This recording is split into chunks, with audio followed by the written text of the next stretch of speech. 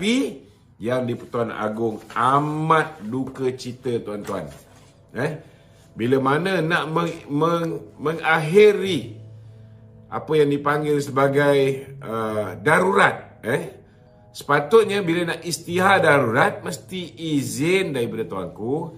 Bila nak tamatkan darurat juga mestilah dibuat dengan keizinan tuanku.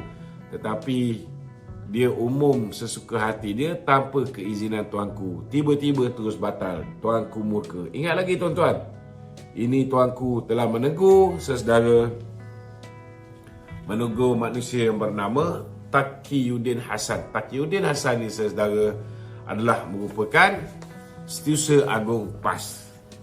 Jadi perangai PAS ini bukan perkara baru tuan-tuan. Bukan sahaja PAS yang lama, yang baru masuk PAS ni pun ada track record yang buruk saudara. Contoh dia, ni Badigo Saud bernama Syaidan Kasim. Ingat lagi saudara? Ingat lagi? Dia, Syaidan Kasim pernah bertanya dengan tuanku, apa erti murka? Kenapa?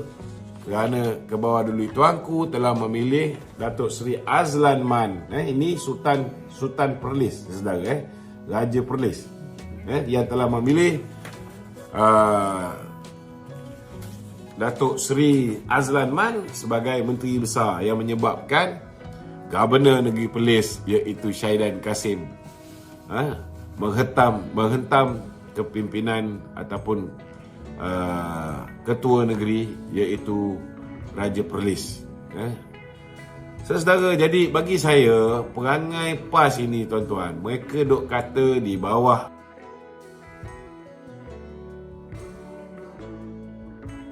terancam, kedudukan istimewa orang Melayu terancam, kedudukan bahasa Melayu terancam, kedudukan raja-raja Melayu terancam. Sebenarnya, kalau misalnya kerajaan ini jatuh di tangan Perikatan Nasional, yang pasti tuan-tuan, yang akan terancam ialah institusi diraja. Kerana mereka ini saudara langsung tak menghormati. Dan bukan hanya PAS yang tidak menghormati. Kita lihat bila ke bawah dulu tuanku yang di-Pertuan Agong menitahkan supaya Perikatan Nasional bekerjasama dengan Pakatan Harapan. Kalau mereka fikir tentang Islam, kalau mereka fikir tentang orang Melayu, saudara, Perikatan Nasional ada 74 orang wakil rakyat Islam. Pakatan Harapan cuma ada 29 orang wakil rakyat Islam. Kalau dicampur, kalau PM kerjasama dengan PH, kita ada 103 orang wakil rakyat Melayu yang beragama Islam. Berbanding dengan 53 orang yang lain yang bukan beragama Islam. Sudah pasti Islam akan lebih kuat, Melayu akan lebih kuat. Tetapi matlamat dia bukan nak menguatkan Melayu, bukan nak menguatkan Islam. Matlamatnya hanya nak menjadikan Muhyiddin Yassin menjadi Perdana Menteri.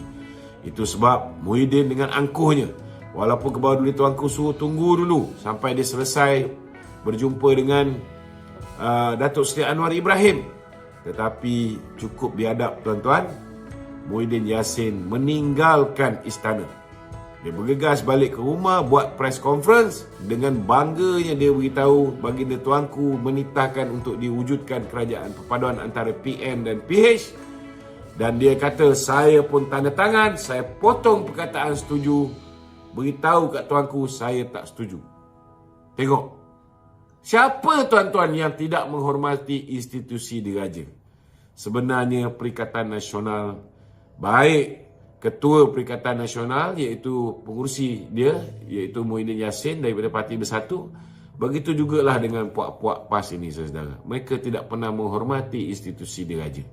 Kalau raja yang merupakan payung agama Islam, payung orang Melayu, sebagai lambang kedudukan orang Melayu yang mempunyai hak istimewa, kalau ini perkara-perkara asas di dalam perlembagaan negara pun Perikatan Nasional tidak menghormati saudara. Jadi tidak ada apa yang boleh kita harapkan daripada puak-puak ni. Jadi itu mukadimah saya pada malam ni. Kalau tuan-tuan ada sebarang soalan-soalan, nombor dia ada. Ada. Tuan-tuan boleh ajukan di talian 019 481 9495. Ini kita punya Encik Hafiz sepatutnya perlu keluar dekat dalam ni. Kerja yang paling mudah sekali. Tag nombor telefon tu, pinkan nombor telefon tu. Okey. Sudah pastilah antara topik yang akan kita perdebatkan bukan lagi apa dipanggil? Revolusi. Bukan. Kita tak nak bicara soal Sanusi, tuan-tuan, kerana bagi saya beliau sudah pun dihadapkan ke muka pengadilan tu dah memang wajar lah. Memang wajar. Kerana ianya adalah disebabkan keceluparan mulut beliau sendiri. Dan kita jangan termakan dengan provokasi dia yang mengetahui bahawa nama dia memang sudah pun sedang dipertimbangkan oleh PAS untuk digugurkan daripada senarai calon menteri besar, nak digantikan dengan Mukris Mahathir. Jadi hari ini nak hidupkan nama dia balik, dia sampai tergamak menghina ke bawah duli Tuanku Sultan Selangor dengan sedemikian rupa. Tetapi tuan-tuan, perangai Sanusi ni bukanlah perangai dia seorang. Kerana PAS memang sinonim dengan parti anti-sultan, parti anti-institusi diraja. Kenapa saya kata begitu, saudara? Kalau kita tengok dari segi track record, kita buka, kita cakap kita kena tengok track record. Ingat lagi tak peristiwa bagaimana pemimpin-pemimpin PAS, anak-anak buah mereka berguling di hadapan kenderaan yang dinaiki oleh Sultan Perak. Ingat lagi tak, tuan-tuan? Siapa yang baring depan kereta tuanku bila mana tuanku mengambil keputusan untuk mengangkat Datuk Seri Dr. Zamri Kadir sebagai Menteri Besar Perak dulu? Saudara, PAS pada ketika itu, tuan-tuan. Dan jangan lupa juga, saudara, peristiwa bila mana Kebawah-Duli Tuanku Sultan Perak murka kerana pesuruh jaya PAS Negeri Perak Razman Zakaria yang dititahkan untuk menghadap Kebawah-Duli Tuanku Sultan Perak, tapi dia tak pergi menghadap pun. Ini juga menyebabkan Kebawah-Duli Tuanku telah murka, sehingga kan akhirnya PAS macam biasa, tuan-tuan, bila mereka dah pun buat salah, mereka minta maaf. Sama lah perangai macam Sanusi. Bila dia dah buat salah, mereka minta maaf. Dan orang duk kata Datuk Zahid menipu. Apa bukti penipuan? Apa yang menyebabkan kononnya Kebawah-Duli Tuanku murka? Tak ada, saudara.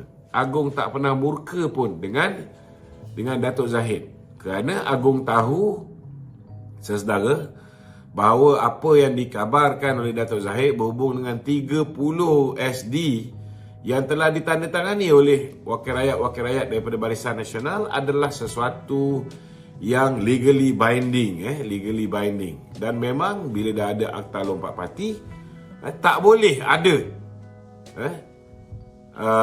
SD-SD yang boleh dikeluarkan kepada mana-mana individu secara berseorangan. Ianya mesti secara en blok oleh parti itu sendiri, yang mesti diketuai oleh ketua parti. Tetapi Kebawah-Duli Tuanku yang di-Pertuan Agong, saudara, pernah murka kepada siapa? Itu sebab kita tak pernah tengok Kebawah-Duli Tuanku yang di-Pertuan Agong murka dengan Datuk Zahid. Seperti mana yang diperkatakan oleh Badrul Hisham Syarin, oleh Tun Faisal, oleh Papa Gomok, yang mengatakan bahawa kononnya Datuk Zahid menipu Yang di-Pertuan Agong. Tak pernah berlaku.